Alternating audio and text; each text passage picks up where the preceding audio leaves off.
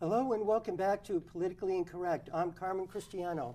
Well, tonight we have a very exciting debate lined up for you with our current state representative in Chelmsford and parts of Carlisle and Concord and Acton. Cory Atkins is with us tonight. Hi, Cory. Hi, how are you? Thanks for coming back. This is, I think, the fourth debate I'm hosting with you throughout the years. Yes, I think so. Thank you for coming back. Always my pleasure. Thank you, Cory.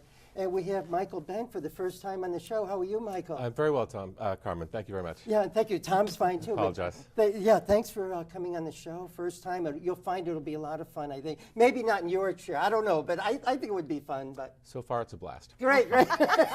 Well, I'm 1 minute in, and we're having a good time so far, so that's good. Well, I'd like to begin this show with allowing each candidate to have 2 minutes for an opening statement. So why don't we start with the incumbent, Cory Atkins. Your opening statement, please. Oh, thank you, Carmen. I'm Cory Atkins. I'm the state representative for the 14th Middlesex District, which includes the towns of Chelmsford, precincts 1 and 9, Acton, precincts 1, 2, and 6, and the towns of Concord and Carlisle. And I'm happy to report that those of us in Massachusetts are, even though we're still in the throes of the end of this recession, are doing better than almost any other place in the nation. We have a 6.3 unemployment rate. The bond houses in Wall Street, Moody's, and Standard & Poor came to us and put our bond rating at a AA+, which means that lowers the bond ratings for cities and towns, so they have more borrowing power, less dollars on your property tax. And the third thing is we have more than $1.3 billion in our rainy day account. We are only one of 4 states that has that. We are only one of 2 that have the bond rating that we do. And that's come from years of very, very hard work. So I'm happy to report that we've been successful in that effort. And I'll ask you now, and I'll ask you at the end of the show for a vote on November 6th. Thank you. Thank you, Cory. Thank you very much. Michael Benn, your opening statement, please. Thank you very much, Tom. I appreciate the opportunity to be on your show and providing this forum for both the candidates and, more importantly, providing a forum for the viewing audience to have an opportunity to spend some time to get to know, to see the candidates, both candidates, side by side. Get to know a little bit about who the candidates are and what our competing visions are for the future of Massachusetts. I think, in the next hour we'll develop these visions. If I can give a brief overview now, I think the very stark contrast between myself and the incumbent. She has served honorably for, I think it's been 7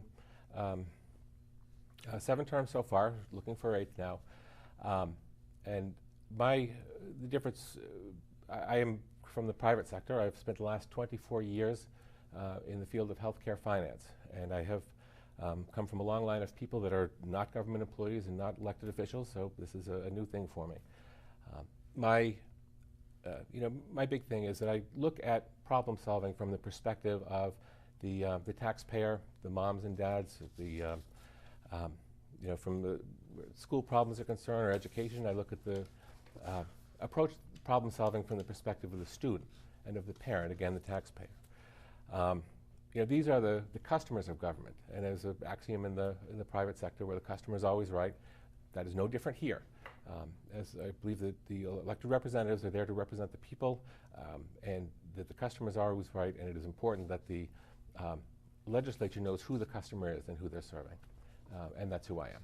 Thank you, and I will ask for your vote on November 6th as well. Thanks. Thank you very much, Michael.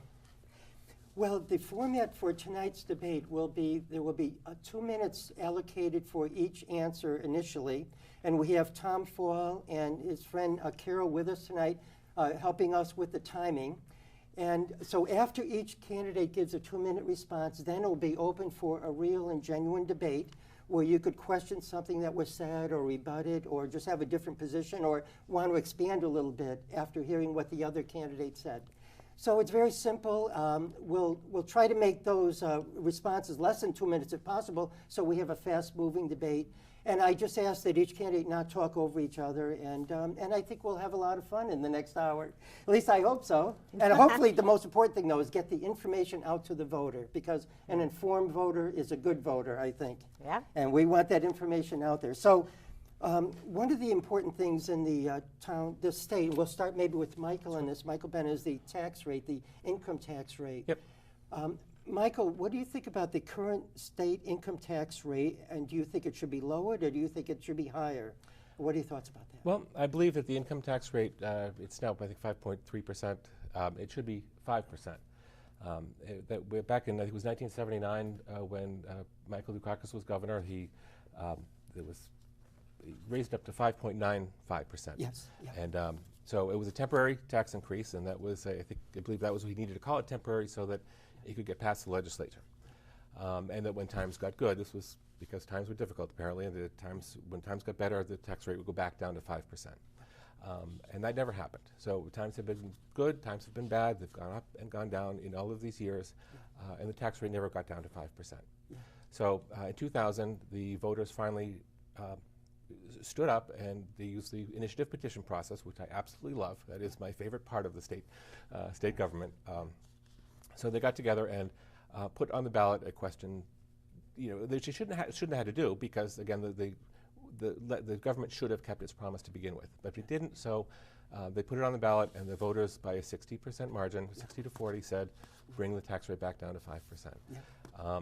And it has come down from the 5.95%. Do appreciate that, but it does need to get down to the 5% rate. That was the natural rate where it had been and where it needs to be. Right. Thank you, Thanks. Michael. Cory Atkins? Oh, I was around when this was on the ballot, and it was Governor Cellucci's flagship issue. Yeah. And it was promised, it was the best economy that we have seen in our lifetime, literally in our lifetime. And the coffers were full in the state, and it was time to bring the tax rate down. But to have it done by referendum, any policy by referendum that large is complicated, because we had 9/11 the next year, and the economy fell off the cliff. Tourism, the planes left from here, and all of a sudden we were in a very different financial position. So Governor Cellucci's promise of having this done without any cuts in government services could not be honored. And we had to cut things left and right. I mean, things that, adult education, nutrition care for poor women, for prenatal services. I mean, we were just money to cities and towns. It was just appalling. And so it was at that time that, here we were faced with a referendum that people wanted taxes cut. But they'd made that decision in an extraordinarily different time that we were facing. So the legislature voted to tie the decrease to economic indicators. So once the state is in a certain financial condition, the amount goes down. And it's still going down. Yes. And what would you say it is right now, Cory, just to be clear? It's 5.3. Okay, 5.3. It's Thank you. 5.3. It would go to 5 if we had enough money Yeah. to give what the cities and towns want, Yeah. to keep our property taxes down. Because we could do it, but then property taxes would go up like this. Yes. Well, it's open now. If any follow-on rebuttal or anything like that, or shall we move on to the next question? The next question does have to do with the tax as well, but. Well, I would just say you mentioned you didn't like having these sort of things answered by referendum. It became necessary because of the, it should have come down by the legislature, which is, and okay, I mean, these things happen. But a couple of things I mentioned earlier, that the referendum is a terrific thing. One of the things that it can also be used for, in this case, you can see it this year, is the right to repair bill. This is something that had been kind of kicked around the legislature for a little while, and it wasn't until it got on the ballot that the legislature finally actually was able to do it. You're right. And not only do it, but they reached a compromise. It isn't just the legislature. It's the two opposing groups, because there were times when both of them had convinced me. I'm glad they reached a consensus there, because That was a tough issue to weigh. You know, you develop the software for these things, you own it in any other case. And we always hear from the business community about people stealing their intellectual work. So should car dealers who don't make that investment get it free? But they made a compromise, and they'll pay fair value, and people will be able to get their cars repaired. So that's a very good example. Another good example is I hope next time that the Bottleville people get that on the referendum. They dropped it this time because they were sort of led to believe that there would be legislation passing, and it isn't. So it goes a bunch of different ways. I see. Yes, great. The difference in this case, though, was that the unexpected and absolutely wild contrast between the economic times that the referendum passed and the economic times that we had to implement it were so different that our hands were tied as to how are we going to get this done. Yeah. Yeah, I will point out too that within the last legislative session, some of the freshman Republicans that had been there for a little while had brought up the possibility of bringing the tax rate back down. We'll probably talk about the sales tax as well, so I'll leave that for now. But bring this tax back down to 5%, but not at once. If I were there, I probably would have recommend it go down to 5% immediately. But in a spirit of bipartisanship, I guess the folks, Republicans on the Hill, had recommended that it go down by 1% a year. So after 3 years, it would go down to 5%, which seemed like a reasonable compromise to me. But that unfortunately didn't go anywhere this time. Yes. So. Well, you never know. Again, we have it tied to economic indicators so that it's not a surprise. One of the things that the business community is always saying to us is they want predictability. And we've had this now for over a decade, so that if economic indicators are X, the tax rate will be Y, so that everybody can do their planning accordingly. Yes. Yeah. Thank you. I do one last thing. Okay, If it's with your permission,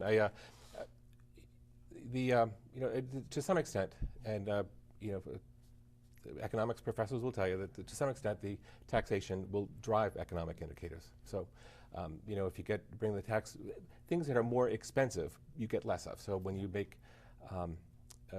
employment more expensive by having higher income taxes, then that tends to drive unemployment up a little bit. So there is a possibility where if you bring the tax rate back down a little bit, and it can spur the economic activity, it'll bring the unemployment rate down that way. I might argue that the difference between 5 and 5.3 isn't big enough to do that. Okay, great. Well, Cory, how about if we start this another tax question? You could Okay. maybe anticipate it. Michael did. It has to do with the sales tax. tax, which is currently, I believe, 6.25%. Yes. And Don't you love the end quarter? yeah, right. Have you ever seen a quarter of a penny? Yeah, no. Neither had I. And it had been 5% for many, many years, and many people would like to see it back down to 5%. But currently it's 6.25%. What are your thoughts about that for both candidates? We'll start with Cory. And do you think it should go back down to 5% immediately? No, I don't.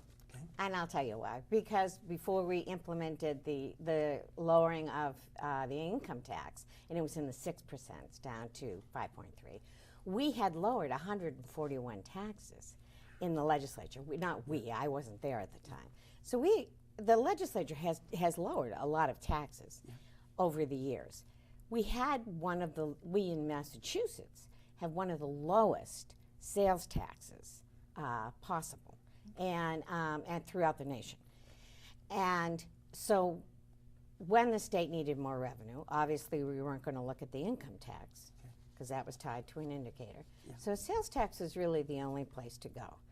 And I have not seen results nor heard from constituents where this has hurt their businesses or their lives. The sales tax, because we're in Massachusetts and it does not cover clothing and food. Okay. No So it's problem. far less progressive than other state taxes, which are far higher. You go to New York or you go to Rhode Island or wherever, and you go, my Lord, You know, there's a sales tax. You know, I'd vote against that. But 6.25 for a state as sophisticated as Massachusetts, and with the government that we run. Remember, every bit of revenue we take away is also revenue that doesn't come to cities and towns. Yeah. So that's Right. why I wouldn't. Great, thank you, Cory. Michael Benn, your answer, Thank you. Well, yeah, I agree with Ms. Atkins that this we are very sophisticated, and so sophisticated I don't think we're going to fall for the 6.25% tax rate. You know, while she said that, you know, it may not be the highest in the nation, but it is much higher than we have here in New Hampshire, which we're not very far from the New Hampshire border here. So when you take a tax rate, I mean, 5% was, I mean, having the tax rate at all when they've got no sales tax across the border, it's difficult for people, retailers on the border, to compete with that because their costs are necessarily going to be 5% higher, or their margins will be much thinner. So there's that problem on the northern border. You mentioned the tax rate in Rhode Island, extremely high. Now, you know, when our tax rate is 5%, people from Rhode Island get the same idea, and they come to the southern border. And even at 6.25, they still come. Even at 6.25, perhaps they would still come, but nowhere near as much. You know, certainly that's a 20% increase from the 5% that we had before. So it is this that tax increase was meaningful. This was not just a tiny tax increase. It was a full 20%. So and you talked about the regressivity of the tax, and well, it doesn't cover food and clothing, which is nice. But it is, in fact, a regressive in that people who are on the lower income scale, a higher sales tax will affect that person more as a proportion of what they're making. Yeah. So that's where I am. Yeah. Thank you. Any follow-on? Yeah. There's a couple of things. One of the things we had to do in contemplating this, because nobody likes to vote for raising taxes. Sure. You know, all those in favor of raising taxes, stand up now. And you see people hiding behind the doors. Well, we have to contemplate. The people who are going across the border at 5% are going to do it at 6.25. You know, the people who shop across the border because of sales tax already do that. Okay. We have tested this, and we don't find that we drive more people across the border. And we all know who they are. Not me anymore. But it's just something that, you know, it's one of the problems that we live with here on the New Hampshire border. Yes. Now, on the border of New York, that's another story. Yes. We look like, we look like heaven compared to that state. So we make up on some of our borders, we lose on others. And this is just one of those policies we can't make just by determining what happens on the border towns. Yes. Okay. Well, I mean, my position on taxation in general, it should be as low as it can possibly be, to the point where the marginal benefit that you get from it reaches the marginal increase. But you know, not every problem requires more money, and that I think I think we sort of look at things from a slightly different perspective. You may disagree, but you know, from the customer of government's perspective, I'm a customer too. You know, it is not every problem is something in search of a new and unique revenue stream. Yes. I agree with that. Yeah, I agree with that, and I think if you look over my votes over the last decade, I am known as a fiscal conservative, and I hold people's feet to their fire in terms of, show me the numbers and why do we need this much money, and what are we doing with it? Yes. In fact, we passed a tremendous reform this year that I'm really delighted to talk about, because we're working towards, in I think 2014, zero-based budgeting, and we will be one of 3 states to do that. Wow. And now we do what they call maintenance-based budget. You know, we just take all of the accounts and see what they need to add on because of cost of living increase or whatever, or are they doing something new that they've proven that is. And you load up a budget with a lot of dated. And so the first innovation was to move towards an evidence-based programs, where programs had to prove, like, if we're doing this to keep kids off the streets and off drugs, that they're really doing that. Yes, yeah. So that our money's wisely invested. Yeah. But now what we're doing is we're going to take every single item on the budget and start at zero. You need what? Well, we need this for personnel. We need this for buildings. We need this for utilities. And that each line item will have to be justified so that you build a brand new budget. Yes. And this has been a reform that they've economists have been calling for decades. So I'm really happy to report that we did Yes. it this All right. session. Well, that sounds good, right, Michael? It does sound very good, and I appreciate that you've done that. The legislature has done it. This is something that's been going on for some time. Yeah. Why we haven't done it before now is, Yeah. okay, I guess we can't do everything every year, but it's good that we finally got to it. Yeah. Well, with our next question, I'd like to start Sure. with Michael Benn, please. And as you know, not only Massachusetts, but throughout the country, jobs are priority number one, just about. Jobs in the economy. So, Michael, my question to you and to Cory is, how could we in the state legislature, in the state house, develop an environment so that the private sector can prosper and create good jobs here in Massachusetts? Right. Our current rate is 6.3%, I think, is unemployment rate, which is better than the national average, but it is not as good as what it had been traditionally here in the state. So there's definitely room for improvement. So the ways that the government can, what government can do to get out of the way and help and allow the private sector to do what it does and get the economic engine roaring is to make it less difficult to do business here in Massachusetts. So lower tax rates is one, and we've already talked about that.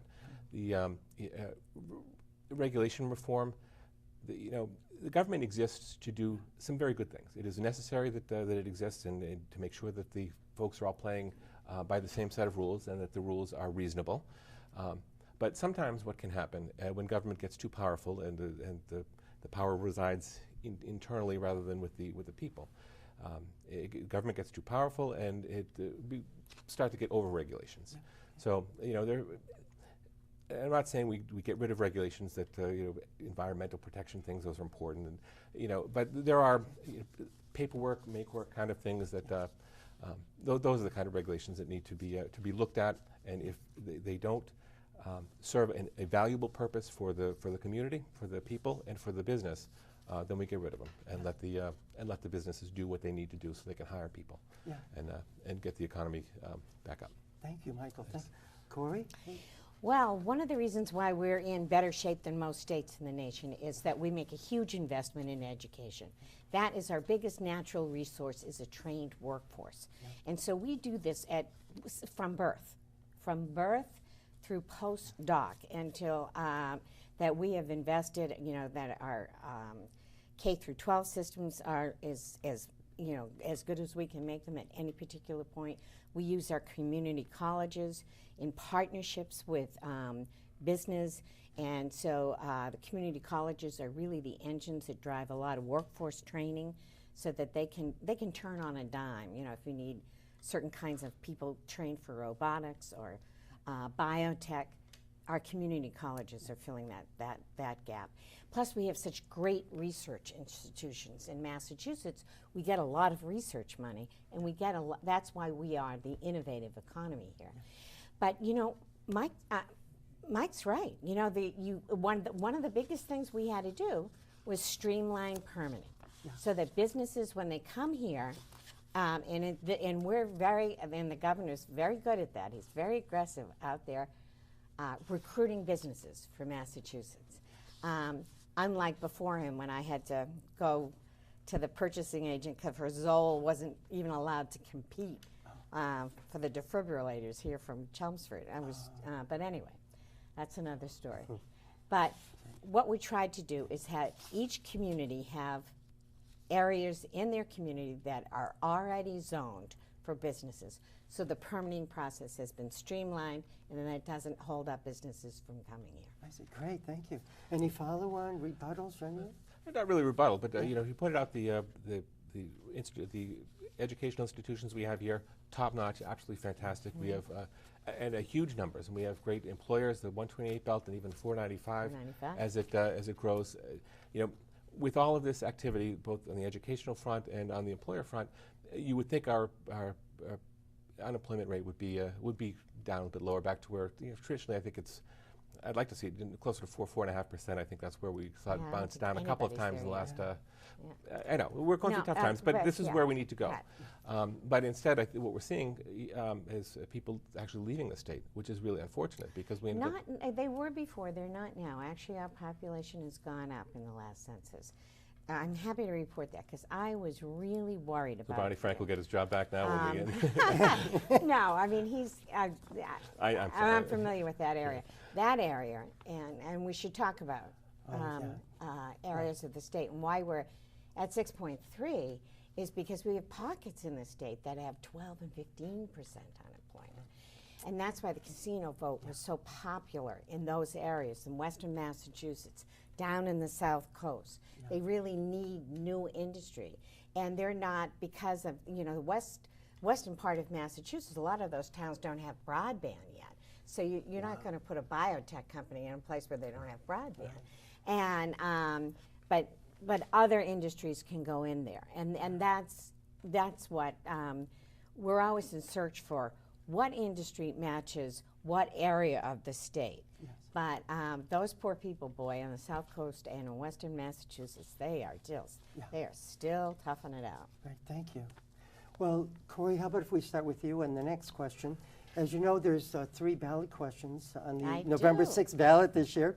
But why don't we start with the second ballot question, which has to do with, I think it's the medical marijuana. Well, why don't we start with the medical marijuana one? Anyway. Oh, you just want to have some fun. You couldn't resist. I couldn't resist, so we'll start.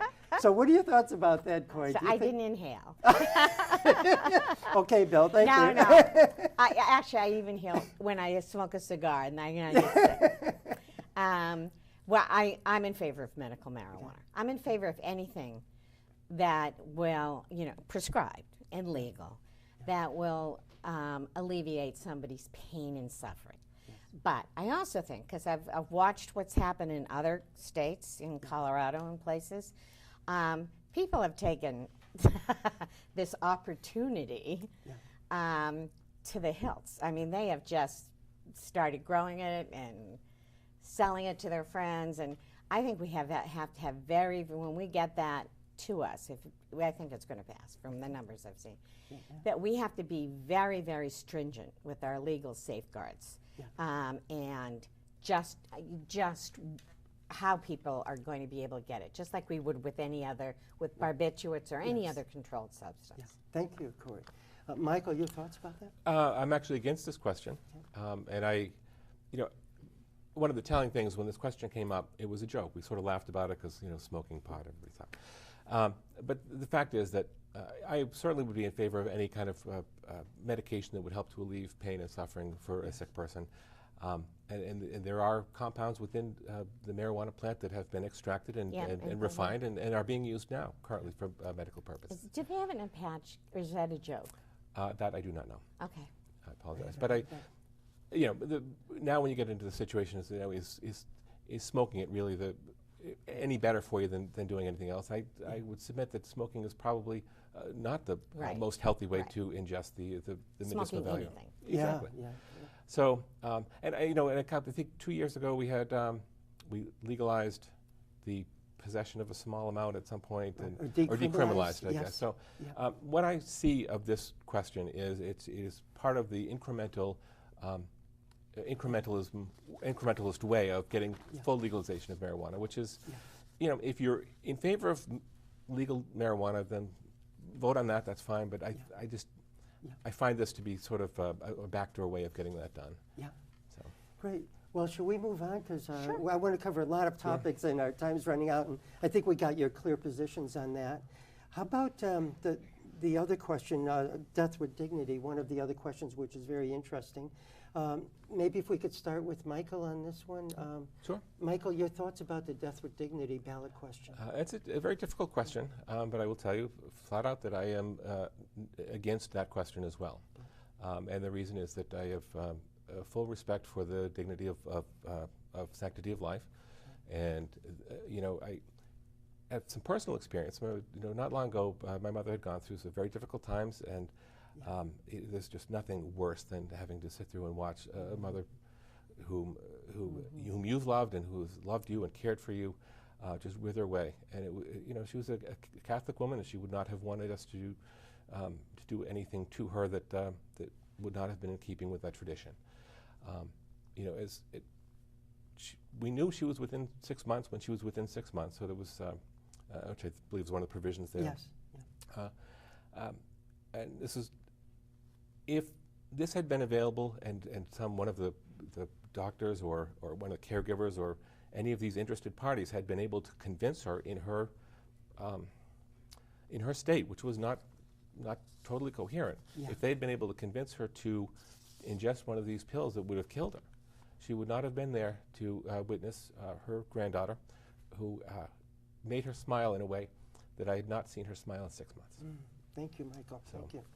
Cory, your thoughts, please, on that? Well, I can certainly understand your situation, Michael. I'm sorry. I'm a co-sponsor of this bill. I have a mother with a very different attitude. But it's not a one-pill situation.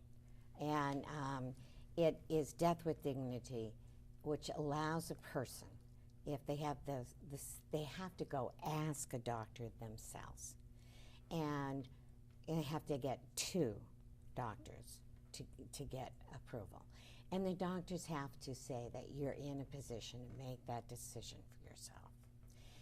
Then the person gets a prescription for the drugs. You have to take 90 pills. 90 pills. A lot of people just put them all in one drink and then drink it. So it's not easy to do. Yeah. So it's not like, oh, I took the pill and now I think, what did I do? Yeah. My granddaughters do. I'll tough it out. It's not that situation. It just gives somebody the option.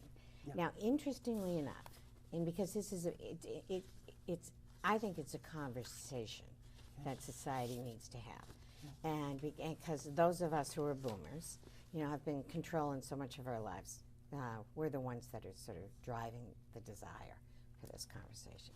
Yeah. But half of the people who get the prescription don't use it. But they think they like having the option. Yes. If they feel like they can't get through another day, and that they're just waiting it out, and they're never going to get better, and they can't handle the pain anymore, they have the option. Yeah, thank you. Well, should there be any follow-on in this one, or shall we move on to another question? Well, if I could say one last thing, and I appreciate, I know you are co-sponsor of this, I don't, and I believe that you have done this with the best of intentions. So while we are completely on opposite sides of it, I do appreciate that at least. But again, as I said, life is important to me, and that includes, that's the reason why I'm against the death penalty, which may come as a surprise and maybe a disappointment to some of my conservative friends. But that is a fact, and that's why I'm against this, and that's all. So. I'll give you another reason to be against the death penalty as a conservative. Yes. Why would anybody want to give the government that kind of power? I wish I had said that. Let's shake hands on that. Will do. And speaking of that, since we heard Michael's position, what's your position on the death penalty? Yeah. Well, we just shook on it. I'm pretty sure we're... So I'm against it. Yeah, you're against I'm it. against Yeah, it. great. Well, another big pit, maybe we could start with Cory. For exactly that reason. I would not give the government power to kill one of its citizens or one of its residents. What has been happening with that chemist over there, that many people were put behind bars She because said she was sorry. tainted. Yeah. So I'm sure that makes everything okay. But I mean, it just shows that there's a fallible system that we're working with. It's interesting when that came up in the last time it came up in the legislature was before I was in, and one vote carried it. And it was a switch too, I believe it was. John Slattery. Slattery. Yeah, he's John still Rogers, being chased sorry. around the state. And how did he vote? He Could voted you no. remind us? He voted no. no He for the death penalty. Yeah. Against But he the had death been in penalty. favor at one point, I think. He had been in favor, and so had Speaker Finner. until the advocate showed the speaker, Finneran, how many cases were misjudged. Yes. And then he said, I'd never want that on my soul, so that's why he changed his Yes, position. thank you. Well, Cory, this is another kind of legal matter which is with Melissa's Law. Yeah. So what are your thoughts about that? I understand, I think it was recently passed and signed into law that with 3 violent offenders here in Massachusetts would go to prison for life? No. Or, what do you think? Okay. No. Yeah, 3. I think they changed. The word on the streets were 3 strikes and you're out. Yeah. And so I think people thought we said 3 strikes, you 3 go to jail for violent life. strike- Violent offenses. Violent offenses. They're Yes. really bad offenses. Really When you see bad the list, offenses, you go, yes. Ooh. Yeah, really, not just Right. No. speeding. But 3 of these violent. You are not eligible for parole, Not eligible. and you're not eligible for work release, and you're not eligible to be furloughed. You have to serve out your whole sentence, but you're not there for life. I see, yeah. Your sentence says 15 years. Unless it was a murder conviction. you get or out. Yeah. Yeah, murder. it depends well, on what the murder you conviction get is. Yes. Like, hopefully life. yeah. You know, So if they it's have not to serve out- manslaughter, if it's not, you No know. parole. No They parole. have to serve out no their parole, system- parole, no their- furlough, no sentence. work release. Work you serve release, every yeah. day of your sentence. I see. So, and you're in favor of that? Yes, You voted in yes, favor of that? I voted Cory? for. Yeah. Absolutely. Anybody committing those kinds of crimes that we were debating, absolutely should be in. And they've done it 3 times. Yes. Yeah. They're not law-abiding people. Let me just leave it at that. Okay. Thank you, Cory. Michael, your thoughts on Well, Melissa's Law? I'm absolutely in favor of Melissa's Law. This had been kicking around the legislature for about a dozen years or so. Yeah. And it seemed to me that it took a small group of Republican legislators to be elected in 2010, to sort of drive the bus a little bit, remind some of the folks that have been on Beacon Hill for a few years that their reelection is not necessarily guaranteed. With that on their heels, that I think that sort of drove the legislature to finally put this thing through and pass it. And it was against, I understand the governor vetoed it at first, so we had to go back and override the veto. And I'm not sure exactly why the governor would have done that. And I know this is not a debate against the governor, but it was fascinating to me that would happen It was that way. a much bigger piece. Mike's trying to a piece of this. It had been kicking around for a long time. The 3 strikes and no parole part of it. What hadn't been part of it, though, is something that many of us have been pushing for just as long, and that was a whole reform in sentencing guidelines. Because, like, I have 2 prisons in my district in Concord, and I go up there because you know how I help train the dogs for the disabled and for veterans. And I would be working with a prisoner who was in there on a drug offense. He couldn't go out on work release, but a murderer could. And he would say to me, that guy can go out on work release, and I'm in here for 2 years because of possession of cocaine, and I can't. Yeah. And so what we were trying to do is tweak a lot of the nonviolent drug laws. Because first of all, the prisons are exploding. It costs anywhere between $42,000 and $48,000 a year to incarcerate a person. So you want to make it so that the people who can get rehabilitated, reinstated into their communities, back, and so that you're holding the people you should be holding on a long-term basis. That took a tremendous amount of negotiation. More negotiation, actually, than the 3 strikes and no parole. I mean, you had hard cams on both sides, and then you had a whole bunch of us in the middle that said, we don't want that guy getting out, but we want some flexibility on this end. Thank you. Thanks. Anything else to add to that, Michael? Or else great.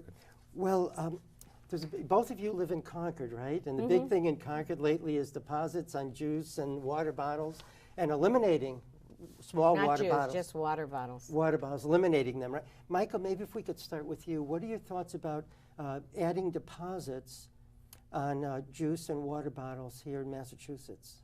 I would be against that. It is, I know some people call it a tax, and it is effectively is what it is. I mean, not 100% of these things are going to be returned for the nickel deposits.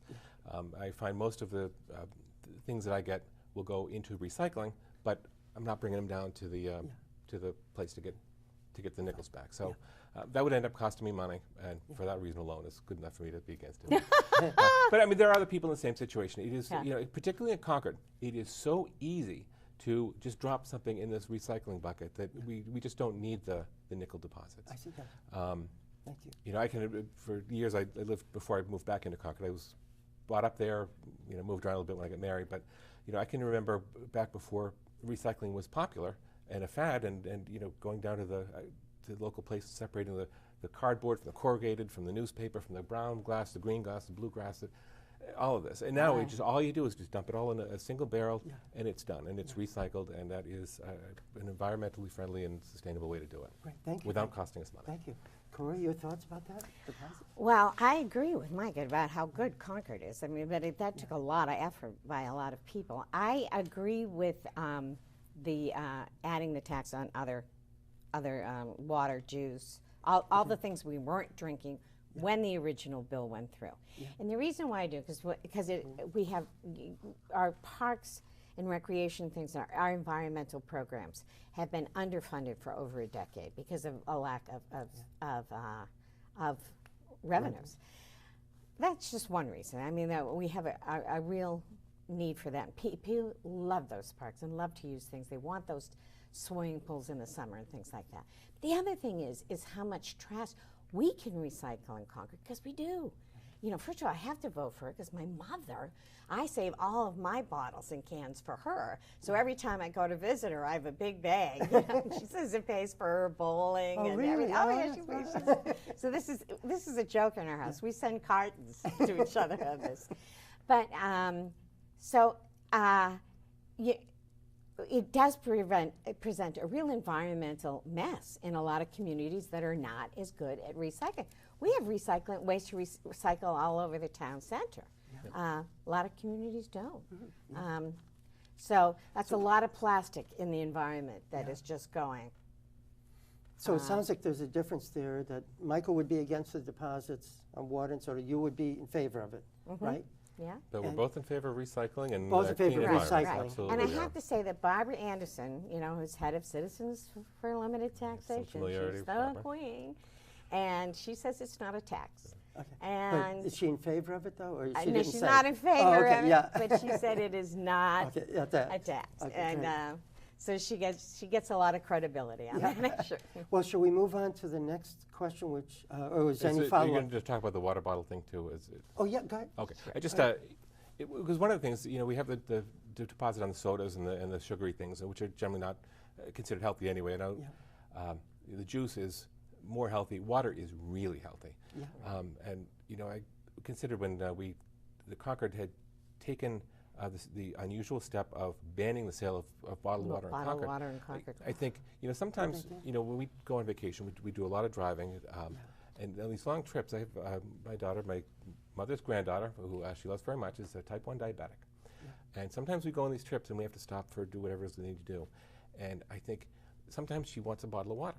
And if any of these towns along the way from here to Houlton, Maine, had passed a law like we did in Concord to ban the sale of water so she could have nothing, I think that is the meanest thing they could have done. Wow. And well-meaning, well-meaning. I but called Jean Hill and I said the same thing.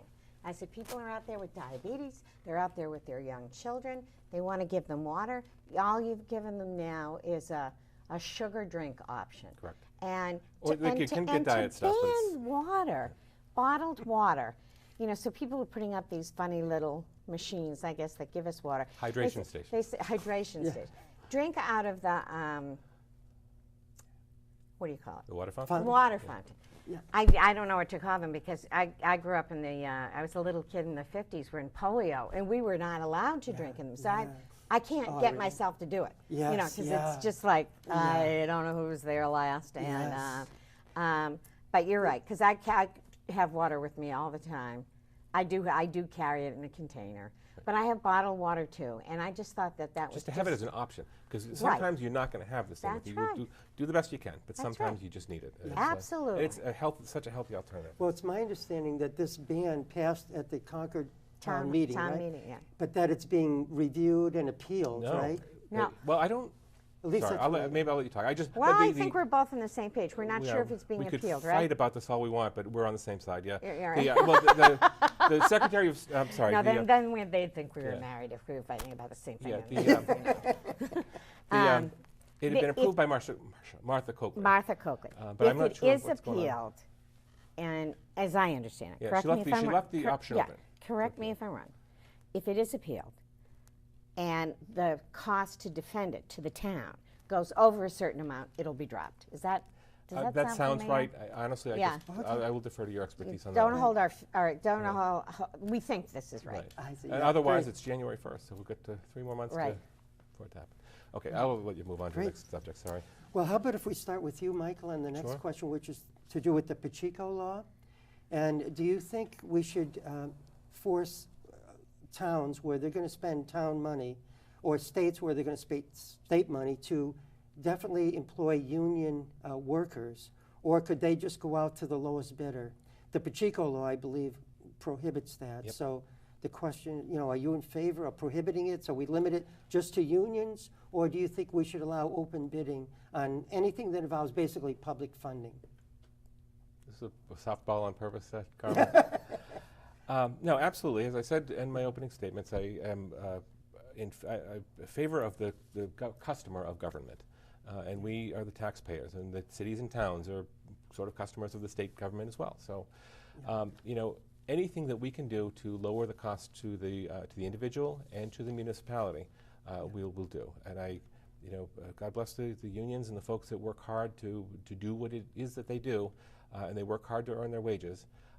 But if it's possible, if we can put this thing out to bid and we can get it a quality product for a lower price, there is no excuse for not doing it. Yeah, thank you, Michael.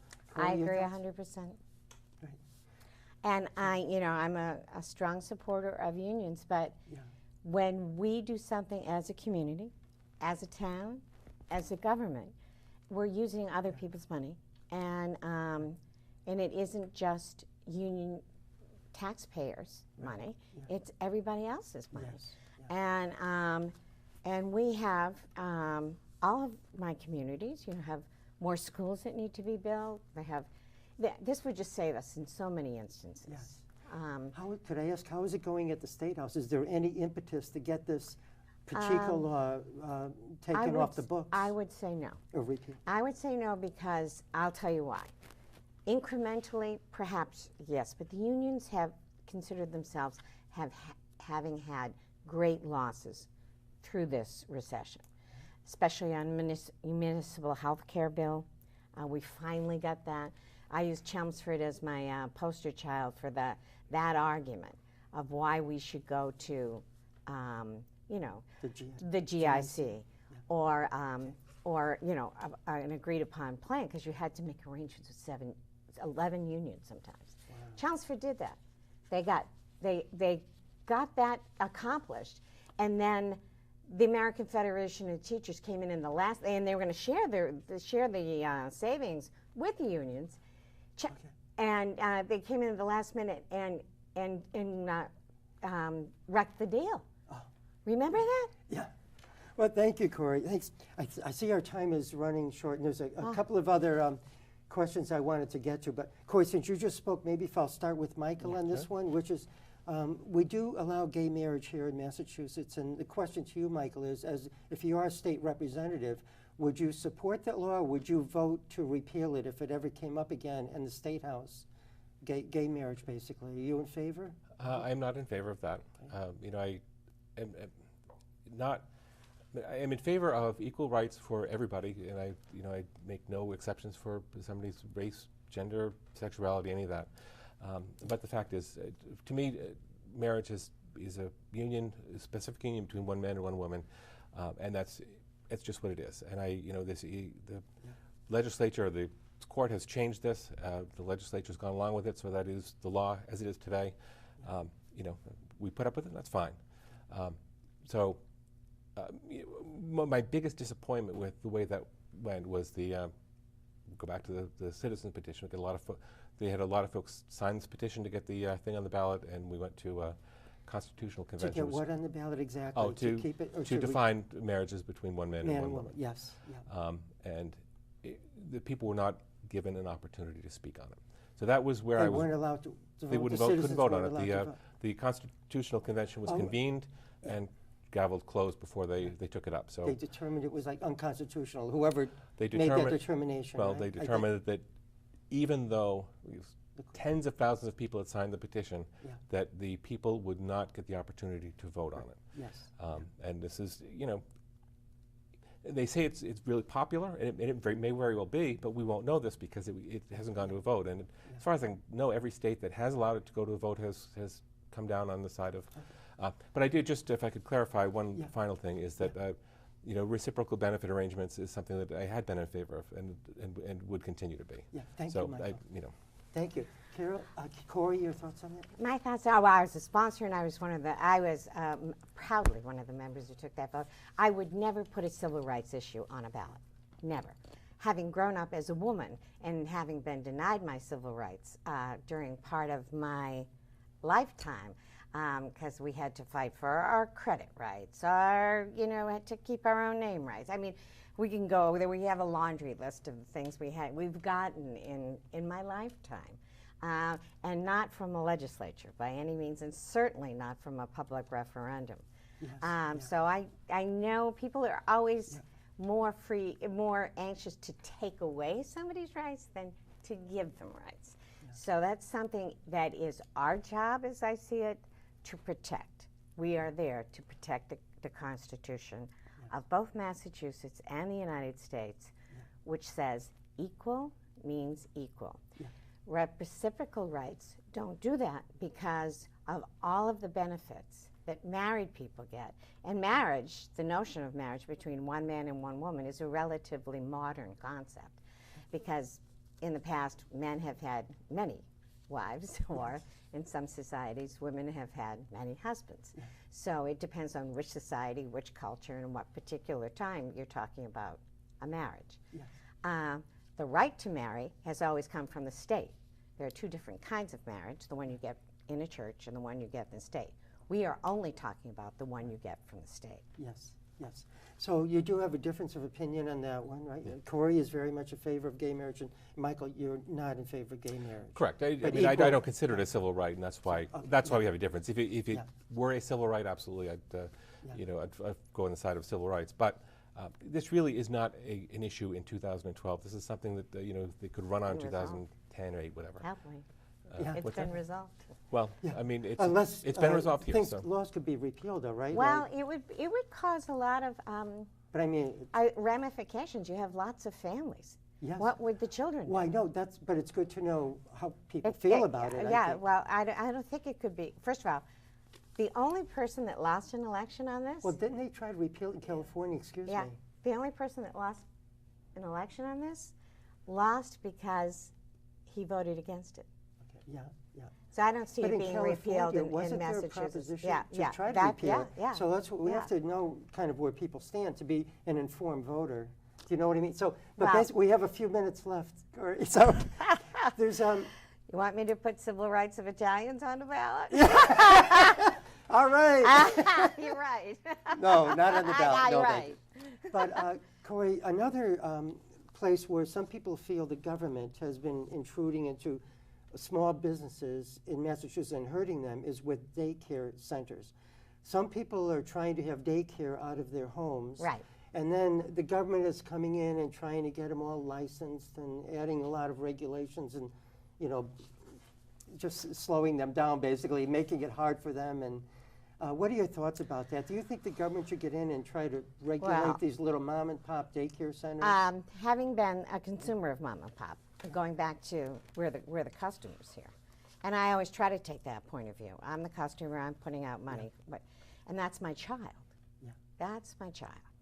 And there's nothing more precious than your child. Do I want to overregulate somebody's aunt, grandmother, me? I take care of my grandchildren. not on a daily basis because I work, but, you know, but how far, you know, there is a legitimate question, how far do we want government But these are in some of daycare this? centers that might have like 5 or 6 children. Well, daycare centers, once you become a center, you've entered a different universe. Yeah. And you're not just, unless they're all cousins, Yeah. you know, you're not just a family, you're taking in a kid, or you're Yeah. not just a relative taking care of your nieces and nephews. Yeah. So they need regulation because everything that we do that has the safety of vulnerable people, whether they're elderly or children, yes. Yeah. I think you're speaking, though, about the unionization. Yes. Is that what yes. you, is that Yeah. was the gist of your question? Yeah. That was a hard one for me. Yeah. That was really hard because I thought, how do we know that people want to unionize? You know, why would you want to unionize? And so I heard from some people who said that they did, that they felt isolated in negotiating with the state because the state does vouchers for low-income people. Yeah. And I also knew that if it were a male group, they'd get it in a minute. Get what? Exactly. The Cory. right to unionize. The right to unionize, yeah. So, because this is a predominantly female field, Yeah. it was an issue. Yeah. And so, at the end of the day, I voted for it. But For with great, what? with Could you great, just clarify? that they could have the opportunity if they wanted to. To unionize. It was totally the person's choice. So they weren't forced to No, unionize. no. Right? Right. Okay. So If they were forced, I would not have. Yeah, done it. so you say you have the option to unionize. Okay, thank you, Cory. Let me just get to Michael, and then we can maybe have a We know where discussion for Michael the. stands. Sure we do, but I'm going to say it anyway. thought you could say it. I paid for this microphone. That's right. Do you have any Burger Kings? My understanding was it was not a right to, or necessarily a right to unionize, but an obligation to if one of the kids in the daycare was getting vouchers for Section 8 or something? Section 8, whatever. it No, was. that's housing. I'm sorry, yeah, just house, but it was vouchers from the government for low-income folks that need the daycare. My understanding was they would not have a choice, but they become government employees, and they are forced to unionize without any of the benefits you get from being an actual government employee.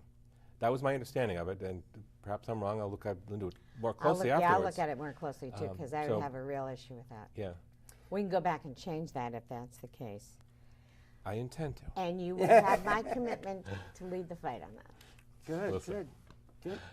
So you both agree with that, right? So, well, we only have a few minutes left. Maybe if you'd like, we could take a quick 30 seconds each, maybe if you want to speak to the camera and ask for the voters' vote, and maybe if we could start with Cory on that. It's up to you. We could go on to another question.